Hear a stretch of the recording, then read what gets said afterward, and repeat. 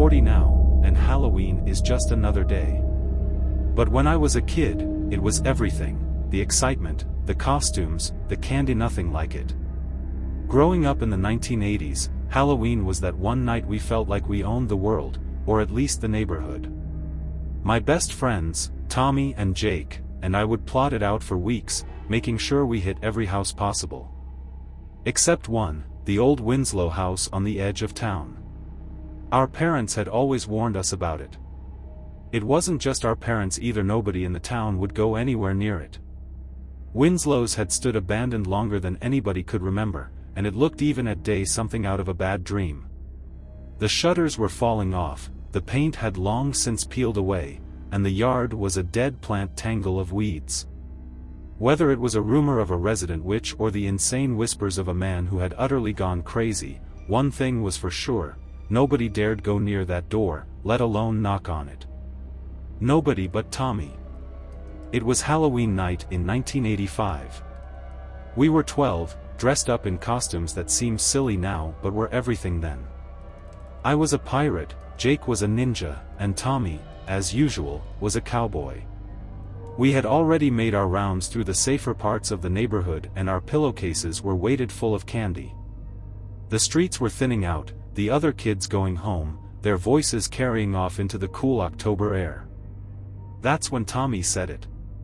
"You know what we should do?" he said, grinning up at me from under his oversized cowboy hat. "We should go to the Winslow house. They probably have the best candy. That's why no one goes there, they don't want to share it." Jake and I froze in our tracks. Even in the darkness, I could see the uneasiness in Jake's eyes. For as long as either of us could remember, we were warned to stay away from that place. Our parents had made it clear. My dad said no one's lived there for years, Jake grumbled, fidgeting with his ninja mask as if the thought alone made him ill at ease. "Exactly," Tommy said, his grin broadening. "What's the harm? There's no one there. Besides, aren't you curious? You don't want to know what's inside of it?" I didn't want to admit it, but Tommy's challenge stirred something in me.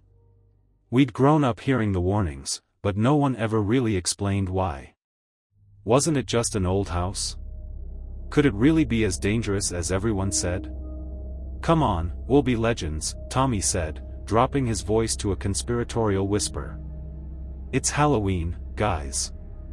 We never have the opportunity, so if we don't do it now, we never will." Jake and I exchanged a look. We knew it was a lousy idea. But Tommy had this way of making lousy ideas sound like adventure. And so, after a moment of hesitation, we nodded. We were going inside the Winslow house. We told ourselves it would be quick, a knock on the door, a laugh at how ridiculous we were being, and then we'd be out of there. But in our hearts, I think we all knew something was going to go wrong. What we didn't know was just how wrong it would go. This walk to the Winslow house felt longer than it ever had. We'd passed it a million times on our bikes, daring each other to get closer, but never doing it. Tonight, though, the air was thick with tension of that kind you can feel but can't explain. The houses became further away from one another once we left the part of the neighborhood that we knew so well. Streetlights were very spaced out, with large parts of the roadways cast in darkness.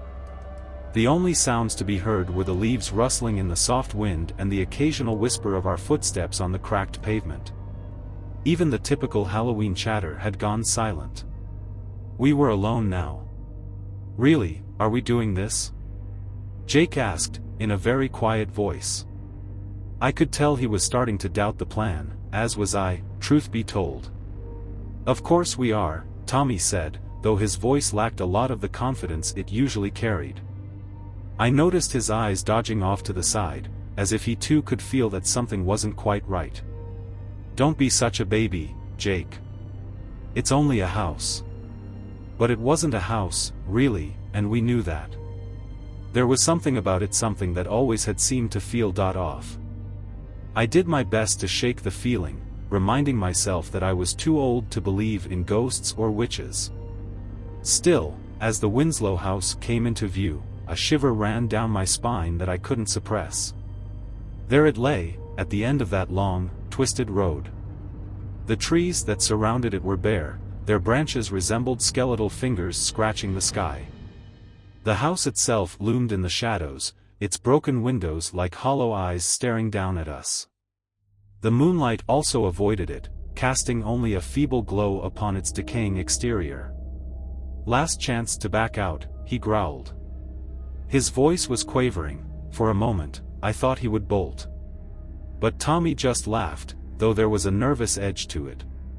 "Come on, Jake. We're almost there." We were standing at the foot of the driveway, staring up at the house. The gate was gone, long gone, and the path leading up to the front door was cracked and unevenly done, weedy. Nobody had been in here in years. Nobody had come near. As we started up the path, that seeping unease burrowed deeper into my chest. Every step was a furthermost stride from the world that we knew existed, further from safety. I looked back at the road half expecting to see something watching us from the shadows. But the road was empty.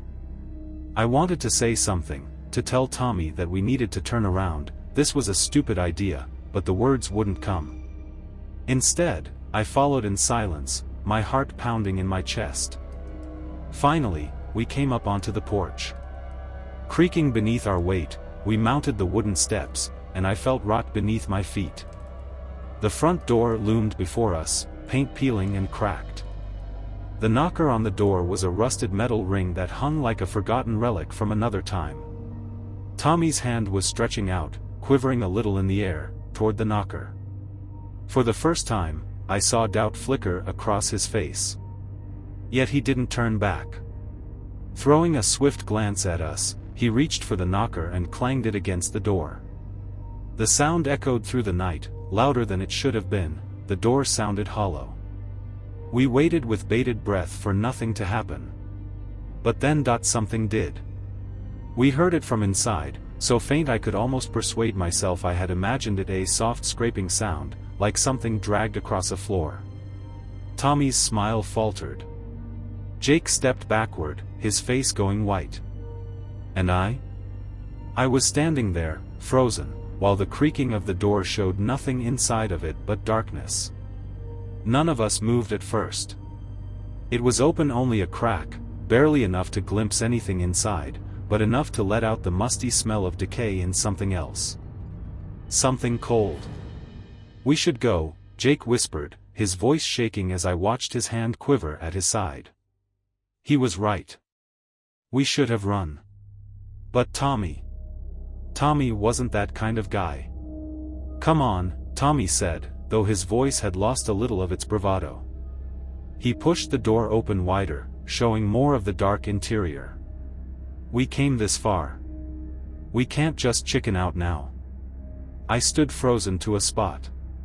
The dark in the house seemed almost alive, always just waiting for us to step inside. A voice in my head was screaming at me to turn around and get out of there, but I couldn't make myself move. He stepped inside, and the old wooden floor let out a loud creak beneath him. The sound cut through the stillness of the night. He turned back to us, a spreading grin on his face that didn't quite make it to his eyes. "See? It's fine. Just an old house." Jake and I exchanged a look.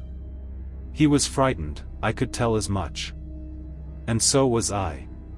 But there was something about Tommy, about his confidence. No, it was more like plain stubbornness, that just wouldn't let me say no. So, taking a deep breath, I followed him inside.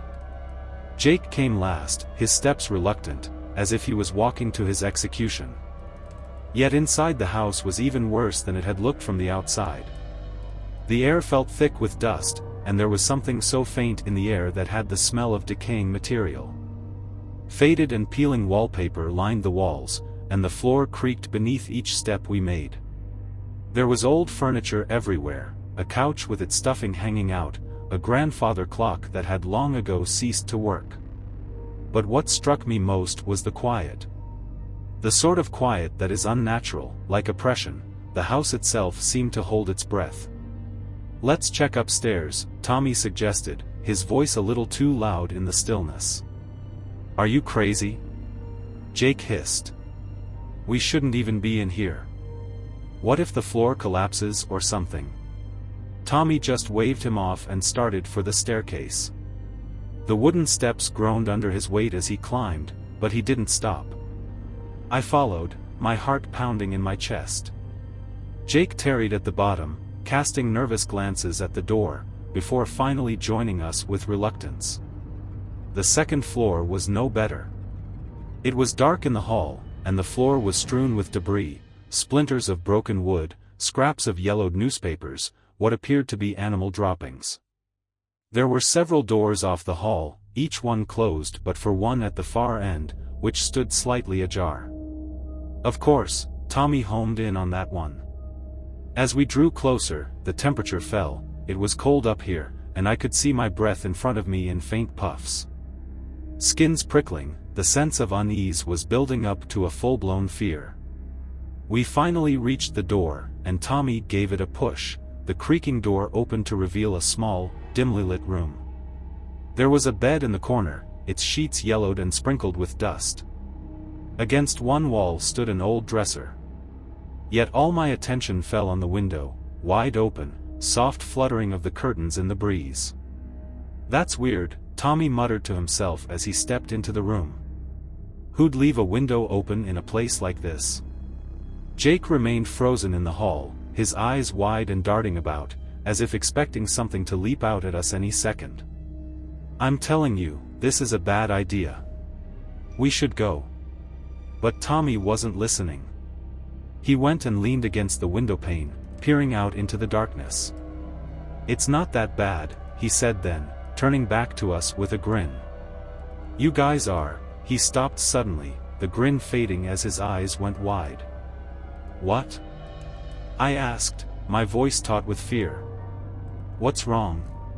Tommy said nothing. He just kept standing, looking at something behind us, his face pale. I turned slowly, my dread building in my stomach, and that's when I saw it. The far-end hallway door, which was the one we hadn't opened, was now wide open, and something was standing just beyond it. I froze, my heart bucking against my ribs. I couldn't tell what it was, precisely. It was just a shadow, more dark than the poor light of the house should have been. Stood framed in the doorway, unmoving, as if it had been waiting for us all the time. My throat constricted as chill fear coursed through my veins.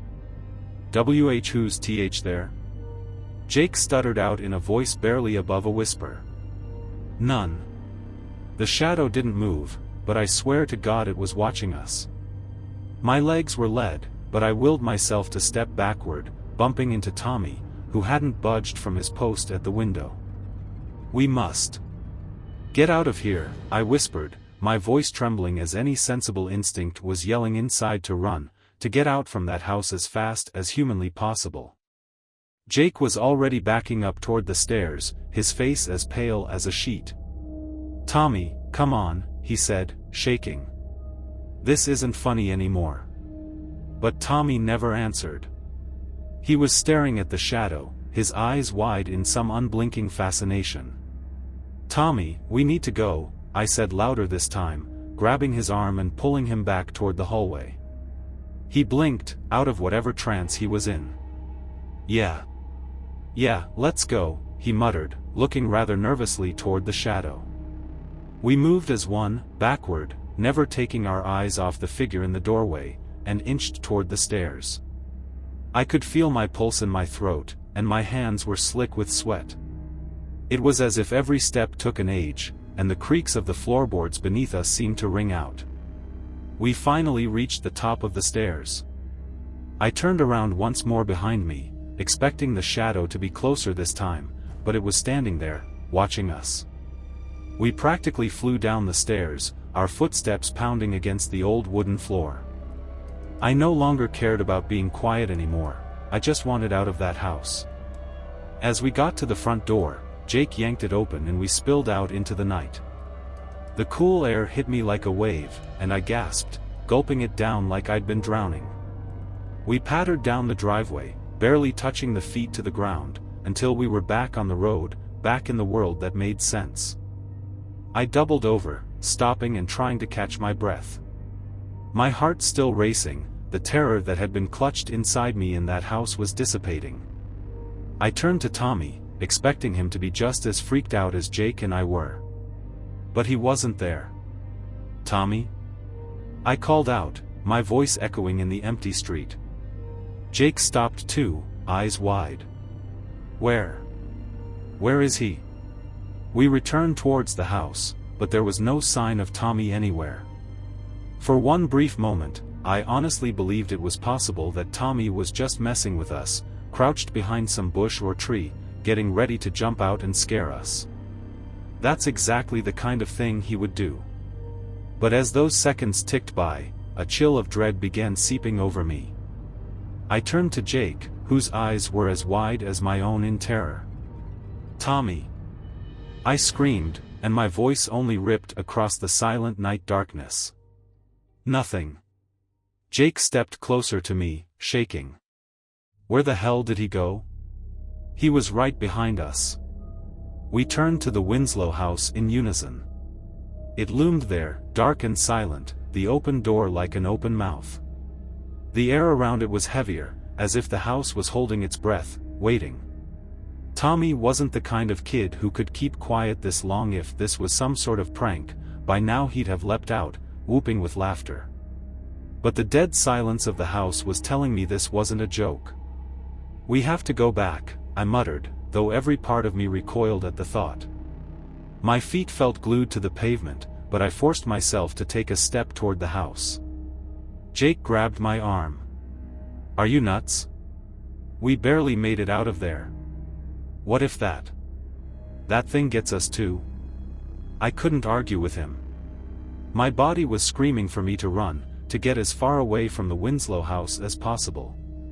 But Tommy was our friend, and he was still in there. Whatever had happened to him, we couldn't just leave him. "We can't leave him, Jake," I said, doing my best to keep my voice even. "Maybe he's trapped or something. We gotta help him." Jake swallowed hard, his face pale. For a long moment he said nothing, eyes darting between me and the house. Finally, he nodded, though his eyes gave the indication of his fear. "Okay, but we're not staying in there long. We get Tommy and we get out." We turned together and set off back towards the house. The door remained open, a thin sliver of darkness beyond the threshold. As we mounted the porch, the wood creaked beneath our feet, the sharp sound jarring within the silence. I kicked the door open, and the hinges, which were woefully in need of their lubricant, squeaked and shrieked in protest. The reek of decay washed over me once more, this time very strong, and I found myself struggling against gagging. The house was dark and silent inside, just like it was when we'd left it, the hallway unfolding before us like the entrance into a nightmare. "Tommy?" I yelled, and my voice clattered down the hallway. Nothing. We stepped inside, our footsteps almost silent, thick with dust, heavy in that sense of oppression, like we did not belong here. I looked down the hall toward the doorway where we had seen that shadowy figure. It was open now, but the shadow was gone. My skin crawled with the thought of it watching, lurking just out of sight. Where could he have gone? Jake whispered, his voice tight with fear. I shook my head, my heart pounding in my chest. "Maybe he's upstairs," I said, though I wasn't really convinced. We'd all run out together. How could Tommy have vanished without us realizing? We went further into the house, the creaking floorboards groaned almost underfoot. I suddenly shot my eyes in all directions, half expecting that shadow to turn up again. It was so silent, and every little sound, the ones of our breathing, of the wood creaking, was so loud, so intrusive. Suddenly, a loud thud echoed from upstairs. Jake and I stood stock still, staring up at the ceiling. "What was that?" Jake suddenly whispered with shaking voice. I didn't say anything, just turned toward the stairs and began to climb the creaking steps, my legs trembling. Jake was right behind me, his eyes wide with fear. By the time we were on the second floor, the chill enveloped us once more. The temperature dropped so dramatically that I could see my breath in tiny clouds of mist in the air. We slowly reversed our way back down the hall, toward the room with the open window. As I approached the doorway, my skin tingled with anticipation. The breeze that came through the window stirred the curtains, making them flutter like ghostly fingers. The bed was just as we had left it, the dusty sheets unblemished. But there was no Tommy. My heart sank. "Where is he?" I muttered, shaking. I turned to Jake, who looked just as terrified and confused as I felt. "We should get help," Jake said, his voice barely above a whisper. "We need to tell our parents. Maybe they can. Maybe they can figure out where he is."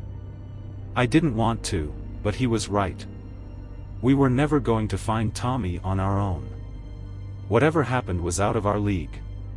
"Yeah," I agreed, my voice hollow. "Let's get out of here." We turned to leave, but just as we reached the door, we heard it. A voice.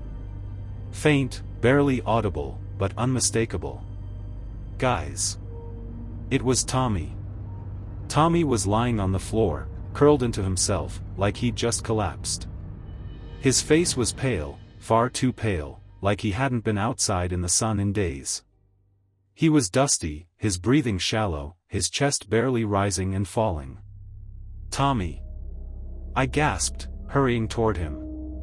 I knelt next to him, shaking him gently. "Tommy, wake up." Jake was standing stock-still behind me, sharp gasps of breath coming from his lips. "What happened to him?" he stammered, his voice shaking. "He wasn't down here before. How the hell did he get down here?"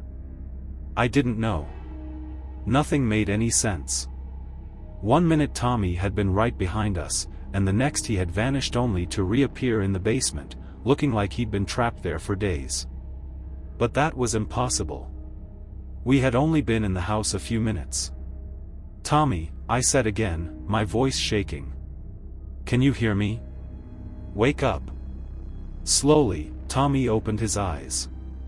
Blinking up at me, his gaze clouded with confusion. Where am I?" he mumbled weakly. "You're in the basement," I answered, my body filled with relief. "We have been looking for you." "What happened? How'd you end up down here?" Tommy scrunched up his face, struggling to push himself up. I don't know," he whispered. "I remember being upstairs with you guys, and then everything went dark. It was like something pulled me away." My stomach nodded at his words. I turned a nervous glance to Jake, who looked every bit as freaked out as I was feeling. "Pulled you away? By what?" "I don't know," Tommy muttered, rubbing his forehead. "It felt like something was holding me, dragging me. But I couldn't see anything." My skin crawled at the thought. I helped Tommy to his feet, glancing around the basement as if I expected to see something lurking in the shadows. But the room was empty, filled only with old junk and darkness. "Let's get out of here," Jake said urgently. "I don't care what happened, we need to leave. Now." He was right. The air in the basement was thick with a sense of wrongness, and I didn't want to be down there any longer. We climbed the stairs together, Tommy leaning heavily on my shoulder as we went. But as soon as we hit the first floor, I could have sworn the air shifted. The house that had seemed to be suffocating me just a few moments before felt lighter. The darkness huddling in the corners wasn't quite so oppressive, and the silence wasn't as weighted. It was almost as if the house had eased up on us the minute it let us find Tommy. We stumbled out into the cool night air and I exhaled a breath I hadn't realized I was holding. The Winslow house loomed behind us, its dark windows staring down at us like hollow eyes, but I didn't care. We were out. We were safe. Or so I thought. We walked home in silence, the three of us in a state of shock from what had just occurred inside the Winslow residence. Tommy seemed weak, barely able to keep up, and I could feel his weight leaning more heavily on me with each step. His face was still pale, his eyes unfocused, like he was fighting to stay present. By the time we reached our neighborhood, a feeling in my gut was telling me that things weren't over, that something still wasn't right. But I pushed the thought aside and focused on getting Tommy home. As we turned the corner onto Tommy Street, that porch light was still on, casting a soft glow over the front yard. His parents had told him to be back by 9, but now it was well past midnight. We knew all too well we would be in deep trouble, but at this point, getting grounded was the least of our problems. "You want us to come in?" Jake asked, still shaking a little. "We can tell your parents what happened." Tommy shook his head weakly. "No. I don't. I don't want to worry them." Trying to be all brave, but I knew he wasn't okay. Jake and I exchanged another look, neither of us knowing what to do. Finally, Tommy cracked a small smile, although it didn't quite reach his eyes. "I'll be fine. Thanks for helping me out." I didn't believe him, but there wasn't a whole lot else we could do. We watched as Tommy slowly walked up the porch steps and disappeared inside. Once the door closed behind him, I turned to Jake. "We have to tell somebody," I whispered, my stomach roiling. "Something happened to him in that house." "I know," Jake said, his face white in the poor light. "But who's gonna believe us? They'll think we're just making up stories." He was right. Who'd believe a couple of kids who broke the rules and went into the creepy old Winslow house? But deep down, I knew what we saw, what we felt, was real. "I'll check on him tomorrow," I muttered. Maybe things will be normal by then." But I didn't believe that. Nothing about this was normal. And as I walked home that night, the heavy feeling in my gut didn't go away. If anything, it got worse. The next morning, I woke up to a phone call. It was Jake. He sounded frantic, panicked, as if something horrible had happened. "You need to come over to Tommy's house," he exclaimed, the words spilled out all at once. "Something's wrong." My stomach just about plummeted. Without asking any questions whatsoever, I quickly threw my clothes on and ran to Tommy's house. My mind was reeling with 100 different thoughts, all of them bad. When I arrived, I saw Jake standing on the front porch, his face as pale as a ghost. His hands were shaking, gesturing for me to follow him inside. I didn't ask any questions, I only followed him, while my heart was drumming in my chest. As we came into the house, I could see Tommy's mom and dad sitting in the living room. They did look worried, but not right. They weren't freaking out. They weren't frightened. They just looked perplexed. "What's going on?" I whispered to Jake as we went up the stairs. "You're not going to believe this," Jake said quietly. "This morning when Tommy's folks woke up, he was in his bed." I scowled, my mind racing. "Yeah, we walked him home last night." Jake was shaking his head. "No, you don't understand. They said Tommy never came home last night." I stopped dead in my tracks and just stared at Jake. "What?" "His parents said they found him in his bed this morning, like nothing happened." "But he wasn't in the house last night. We saw him walk in, right? He was right there." I couldn't believe what Jake was telling me, and my heart was racing, skin cold with terror. Then where the hell was he? Jake didn't say a word but silently opened the door to Tommy's bedroom. And then there he was, lying in his bed. Tommy was pale, his eyes closed, his breathing at a slow and steady pace, as though he were in some deep state of slumber. But there was something off about him, something I couldn't explain. His skin had this odd, almost bluish tint to it, as if he had been outside in the cold for too long. And his hands. They were clenched into fists as if he was clenching onto something. "He hasn't woken up," Jake whispered, his voice quivering. "His parents tried to wake him, but..." He's like he's in a sort of coma." I glared at Tommy, my mind racing. This was wrong, none of this was correct. How could Tommy have gone home, gone to bed and then just ended up like this? We'd been with him, we'd seen him. This wasn't real. "Do you think?" Jake started, his voice a bare whisper. "Do you think it has something to do with the house?" The thought twisted in my stomach, the Winslow house. Whatever had happened, whatever had taken Tommy, wasn't done with him yet. It was all just a blur after that. Just the same pale, lifeless version of the boy we knew, lying there unconscious in that bed. And the doctors couldn't explain it. They ran test after test, poked and probed, but nothing came of it. They referred to it as sleep paralysis, but that had to do with absolutely nothing that had been going on. Jake and I knew better, anyway. The police got involved too. They asked us all the usual questions, what we'd been doing in the Winslow house, why we'd gone in there when we knew we weren't supposed to. But me and Jake didn't tell them everything. We didn't tell them about that shadow in the hall, that voice from the basement, or just how weird it was the way Tommy vanished. They wouldn't have believed us, anyway, and, honestly, I didn't believe that either. We told them that Tommy got lost inside and we panicked. Lied, what else was I going to say? Tommy never woke up until a week later, but when he did, he wasn't the same anymore. Quieter, farther away. His parents would say he had nightmares, terrible ones. They'd find him in the middle of the night screaming in his bed, his eyes wide with fear, but he could never remember what they were about when he woke up. Whatever happened in that house, it left a mark on him.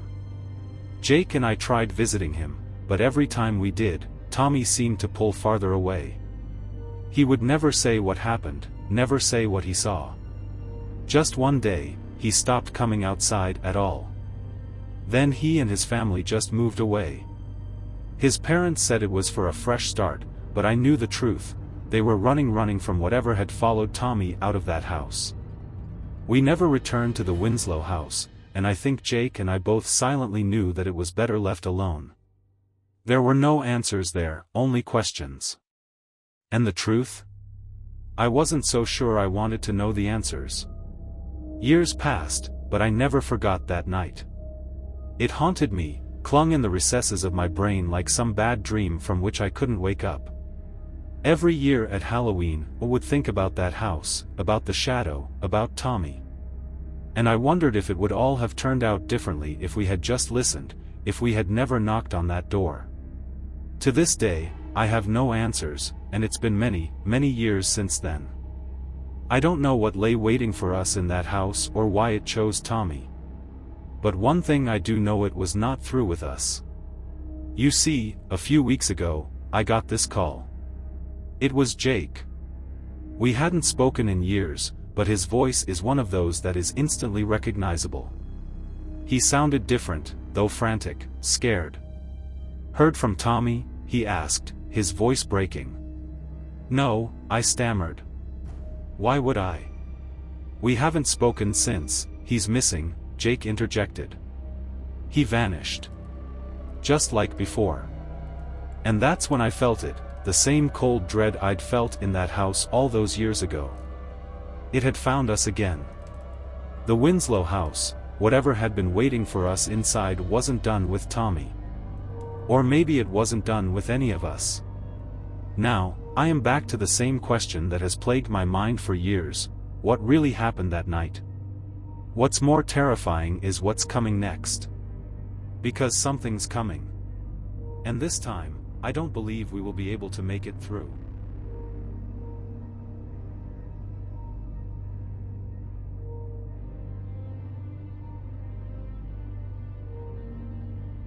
Thanks for watching.